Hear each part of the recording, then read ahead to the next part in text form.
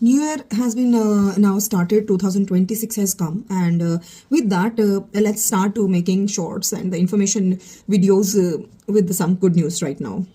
Okay, here we are talking about the movie Dhurandhar, and it's a good thing. Pleasant thing is that it has crossed 1,000 crores. So it's a 1,000 crore, 1,000 CR movie club की ये official member हो गई है।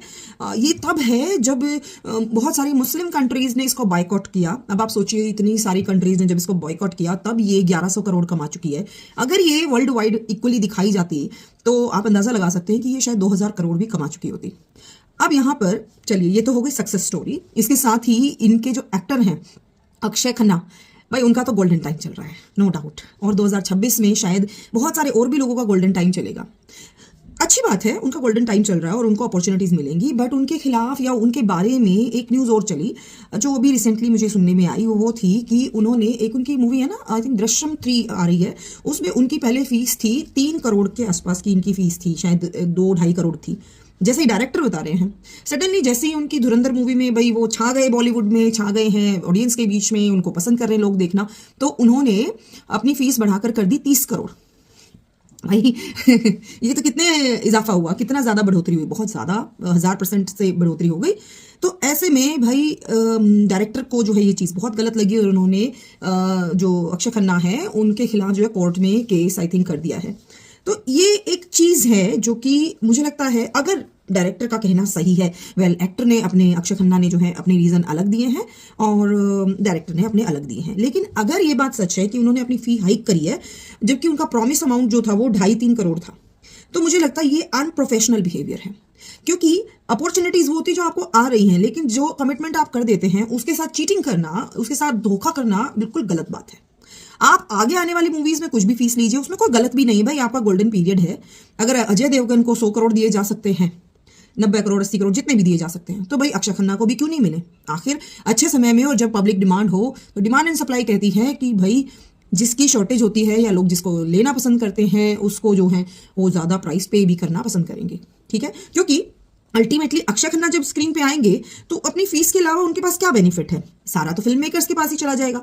लेकिन वहीं पर अगर देखा जाए तो बाकी जो एक्टर हैं, जब उनका गोल्डन पीरियड होता है, अब इसमें आप सलमान खान, शाहरुख खान, अजय देवगन, रणवीर कपूर, रणवीर सिंह, कोई भी एक्टर उठा लीजिए, अगर उनकी एक मूवी भी बहुत अच्छी चल जाती है तो सडनली उनकी कीमत जो है 40-50 करोड़ हो जाती है। यहीं पर अगर आप देखेंगे, रणवीर कपूर का मैं एग्जाम्पल दूँ तो कितनी सारी फ्लॉप्स करी, लेकिन क्योंकि वो कपूर खानदान के हैं, एज अ मेन लीड में आ रहे हैं, तो वो भी 30-40 करोड़ आसानी से मांग लेते हैं। पर इसमें अब अक्षय खन्ना को गलत नहीं कहा जा सकता, लेकिन जहां तक बात प्रोफेशनल होने की है तो ये बिल्कुल गलत एटीट्यूड है। लेकिन दोनों ही पार्टीज की बात जो है अलग है। तो धुरंधर की सक्सेस जो है हम सेलिब्रेट करते हैं, वहीं पर इस एटीट्यूड को हम क्रिटिसाइज करते हैं, अगर ये बात सही है तो, इस तरीके से।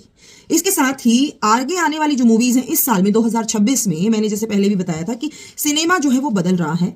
आई होप ये बदलता हुआ सिनेमा कहीं भी मजाक का विषय ना बन जाए। क्यों? क्योंकि अब इस साल में कुछ 3 मूवीज हैं, जो 3 नहीं हम 4 कहेंगे, क्योंकि धुरंधर का भी सेकंड पार्ट जो है वो आ जाएगा मार्च के अंदर। वो तो मोस्ट अवेटेड है, I am also personally waiting it. मैं भी देखना चाहूंगी कि भाई इसी पैट्रियोटिज्म और इसी थीम लाइन के साथ ही आगे काम हो। दूसरा, गदर मूवी जा चुकी है, उसका भी हमने हाइप देखा था। उसी तरह हाइप बनाते हुए सनी देओल की एक और मूवी आ रही है, बॉर्डर 2। अब इस बॉर्डर 2 में मैं थोड़ा सा लेके संशय कर रही हूँ, बाकी अच्छा है, पैट्रियोटिज्म पे जितनी मूवी बने यूथ के इंस्पिरेशन के लिए और लोगों को देखने में भी अच्छा लगेगा। उसमें स्टार किड्स यानी नेपोटिज्म काफ़ी ज़्यादा देखने को मिलेगा, जिसमें वरुण धवन है और सुनील शेट्टी के सुपुत्र भी हैं। तो इस तरह से स्टार कास्ट है, जिसमें कि ऐसा लग रहा है कि मैंने उनका प्रोमो देखा, टीजर देखा, तो जो ओरिजिनलिटी थी बॉर्डर 1 की, वो ओरिजिनलिटी बॉर्डर 2 के ट्रेलर में नहीं लगी मुझे लगता है कि थोड़ा सा इस पे वर्क करने की ज़रूरत है। ओरिजिनल जैसे सीन्स होते हैं, ज़्यादा इफेक्ट्स जो हैं, वीएफएक्स जो हैं, या फिर एनिमेशन है, एआई का यूज़ है, वो थोड़ा सा कम रखना चाहिए। क्योंकि ओरिजिनल, भाई मुक्के की ओरिजिनल की आवाज़ और मुंह से, याद है पुरानी मूवीज़ में आता था डिशुम करके बोलते थे, बहुत अंतर है। तो हमको कौन सी चीज़ अच्छी लगती है? थोड़ी ओरिजिनल वाली। ज़्यादा वो डिशुम डिशुम वाली ना हाइप हो जाती है, वो ओरिजिनल नहीं लगता, वो लगता नकली है, ठीक है ना। फिर एक और मूवी है जो आ रही है जिसका भी पीआर बड़ी तेजी से चल रहा है, वो है 21। ये भी एक सोल्जर की कहानी है, बस इसमें भी नेपोटिज्म का असर दिखेगा, क्योंकि इसमें भी ये कहा जा रहा है कि इसमें स्क्रिप्ट जो इन्फ्लुएंस हो सकती है, क्योंकि इनको बनाने वाले और एक्टिंग करने वाले काफ़ी पहले जितनी मूवीज़ आई हैं उनमें एक तरह का प्रोपेगेंडा लेके चले हैं। बट आई डू एक्सपेक्ट कि अच्छी मूवी बनाएं। और अगर डायरेक्टर और प्रोड्यूसर ये समझ गए हों धुरंधर से कि लोगों की नब्ज क्या है, क्या वो पसंद करते हैं, उसको ध्यान में रखकर बनाएंगे तो वो ज़्यादा अच्छा होगा। मैं तो चाहूंगी कि अच्छी बने, हमारे बच्चे, हमारा यूथ, हमारे जो लोग आगे देश को संभालेंगे वो जितना देशभक्ति से जुड़े उतना ही अच्छा है। इसके अलावा जो है एक और आ रही है गलवान के ऊपर, याद है आपको वो चाइना के साथ जो सोल्जर्स के साथ हमारे भारतीय सैनिकों की जो भिड़ंत हुई थी। अब उसमें Salman Khan is the actor main lead, लेकिन मैं उसका प्रोमो देख के बड़ी थोड़ी डिसअपॉइंट हुई हूँ। उसमें जो सोल्जर्स हैं उनकी आप ड्रेसअप देखिए, ऐसा लगता है पाकिस्तान के सोल्जर्स की ड्रेसअप उनको पहना दी गई है। फिर तोंद निकली हुई है, अनफिट से सोल्जर्स हैं। मैं किसी भी मूवी, जो भी सोल्जर वाली मूवी होगी ना आर्मी की, मुझे समझ नहीं आता, पेटलू टाइप बॉडी हमारे किसी भी सैनिक की नहीं होती। किसी की इतना वर्कआउट और इतनी फिटनेस पे ध्यान देते हैं हमारे सैनिक कि मुझे नहीं लगता वो तोंद निकाले हुए कहीं भी घूम रहे होंगे। लेकिन मूवीज में पता नहीं क्यों इस बात को सीरियसली नहीं लेते कि जो भी है भाई देखो, आई मस्ट से कि if you feel bad, if you are looking like that, I am sorry, but soldier को हम किस इमेज में देखते हैं आप खुद ही सोच लीजिए।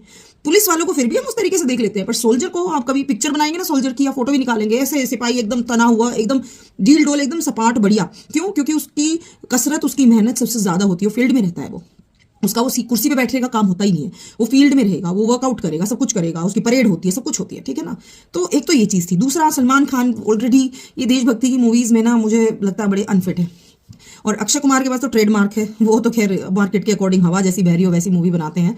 तो ये 4 मूवीज़ तो हैं ही अभी इस साल में 2026 में आपको काफ़ी सोल्जर्स के ऊपर बेस्ड, आर्मी पे बेस्ड, पुलिस पे बेस्ड आपको मूवीज़ देखने को मिलेंगी। 4 तो अभी मैंने बता दिया है, 5वीं छठी भाई अक्षय कुमार हैं तो अक्षय कुमार मेरे ख्याल से 1-2 अपनी भी ले आएंगे, एयरफोर्स की, नेवी की, कोई ना कोई मूवी ज़रूर ले आएंगे। तो these are the movies which we are looking forward in this year 2026, जिसमें कि कमाल कमाल के हम एक्सपेक्टेशन रख सकते हैं। ये स्पेशल मैंने वीडियो बनाया था कि अपकमिंग हमारी जो सिनेमा है उसमें सोल्जर्स के ऊपर या देशभक्ति की जो हमारी फीलिंग है, पेट्रोटिज्म है, राष्ट्रवाद है, उसके ऊपर जो है हमारी मूवीज आ रही है। और बहुत ही अच्छी बात है ये, हमें ऐसे सिनेमा को प्रेज करना चाहिए। तो जरूर देखिएगा और साथ ही साथ व्यू जरूर दीजिएगा। अगर किसी मूवी में विदेशों को, चाइना को, पाकिस्तान को या कम्युनिटी में भी किसी पर्टिकुलर कम्युनिटी को ही सिर्फ प्रेज किया जाए तो उसके ऊपर क्वेश्चन जरूर करिएगा, क्योंकि फिल्में हमारे समाज का आईना होती हैं।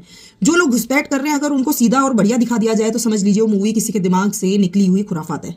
और अगर वो सिर्फ सीधी सीधी स्ट्रेट लाइन, ना इधर ना उधर, और एक्चुअल दिखा दिया जाए कि ऐसा हुआ था, तो फिर भाई आप यकीन मानिए कि उससे हमारा एक माइलस्टोन बनता है, जैसे धुरंधर ने माइलस्टोन बनाया है। और हमें उसके ऊपर बिलीव भी करना चाहिए। भाई क्यों हमें यकीन नहीं करना अपने देश की मूवीज के ऊपर? एक बड़ी चीज है, आज तक जब हम ये यकीन कर सकते हैं कि किस सारी मूवीज में एक कम्युनिटी ही हमेशा बहुत अच्छी होती है, तो क्यों इस मूवी को आप प्रेज नहीं कर सकते, बिलीव नहीं कर सकते? That's very wrong.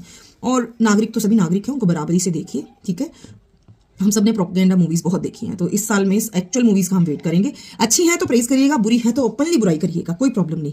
क्योंकि सिनेमा को देख के ही आप यकीन मानिए, आज भी हम अपने से 30-40 साल पुरानी मूवीज को देखते हैं। बचपन में हम उन्हीं मूवी को सच भी मानते थे और उसी तरह से हमारे विचार भी पनपते थे। जब तक हम अपनी बुक्स को पढ़ते नहीं हैं, हमारे लिए वही रियल है। क्योंकि जो हम देखते हैं, जो हम सुनते हैं, वो हमारे माइंड को ज़्यादा इफेक्ट करता है। पढ़ के याद करके हमारे दिमाग में देर से बातें समझ में आती हैं। इसीलिए पहले का ज्ञान जो होता था ना उपनिषदों में, आपको याद होगा, उपनिषद में क्या होता है, बोल के, रट के और वर्बली एक जनरेशन से दूसरी जनरेशन में इजीली ट्रांसफर होता था नॉलेज। पढ़ के नहीं, पढ़ के बाद में होता था। पढ़ाई हम बाद में करते हैं। तो पहले हम स्टोरी सुनते हैं, समझते हैं, देखते हैं, तो उन पर यकीन करते हैं, फिर उनकी तुलना करते हैं। तो this is how the cinema work actually. तो जो सिनेमा है वो हमारे समाज को विकसित करता है, समाज को सेम नहीं दिखाता पर समाज को विकसित करता है, ठीक है। तो I hope you understand what I am saying, और मेरे विचार में व्यक्त करना चाहती थी। तो आप भी कमेंट्स में मुझे जरूर बताइएगा कि किसी भी सिनेमा की क्रिएशन जो आज तक आपको सबसे अच्छी लगी हो वो कौन सी है, आपकी पसंद की मूवी का नाम क्या है, और वो उसमें किस तरह की मूवी आपको पसंद है, किस जोनर की, मतलब पेट्रोटिज्म पे, डेली लाइफ पे, या स्ट्रगलिंग लाइफ पे, या एक्शन मूवी, कौन सी आपको पसंद है। और जो मूवीज मैंने आपको बताई, आप किसको लेके सबसे ज़्यादा उम्मीद लगाए हुए हैं 2026 में की बहुत अच्छी निकलेगी और आप ज़रूर देखने जाएंगे। सिनेमा को अप्रिशिएट ज़रूर करिए, क्योंकि हमारा सिनेमा जो है वो OTT के ऊपर निर्भर नहीं रहना चाहिए। क्योंकि जो सिनेमा है वो हमारे एक तरह से कहेंगे कि उस पर बहुत सारे लोगों का रोजगार चलता है, ठीक है। तो इस रोजगार को बनाए भी रखना बहुत ज़रूरी है। आफ्टर ऑल दुनिया में हॉलीवुड है या किसी भी कंट्री का फिल्म मेकिंग इंडस्ट्री है, उसको टक्कर देने के लिए हमारी फिल्म इंडस्ट्री जो है वो ज़रूरी है। लेकिन उसमें रिफॉर्म्स होने उतने ही ज़रूरी हैं, उतने ही आवश्यक हैं, उनको हमको करना है बाय आर व्यूअरशिप। तो हम जब उसको बोलेंगे तो भी वो समझेंगे। तो इसके साथ ही मैं आपसे मिलती हूँ अगले वीडियो में, और चैनल सब्सक्राइब नहीं किया तो सब्सक्राइब कर लीजिएगा और ऐसे सपोर्ट बनाए रखिए। अगर आप फाइनेंशियली सपोर्ट करना चाहते हैं तो लिंक मैं लास्ट में एंड में दे दूंगी, आप चाहें तो फाइनेंशियली भी मेरे चैनल को सपोर्ट कर सकते हैं। धन्यवाद आपका सबका इतना सम्मान और समय देने के लिए। मिलती हूँ आपसे अगले टॉपिक पे अगले वीडियो में। धन्यवाद।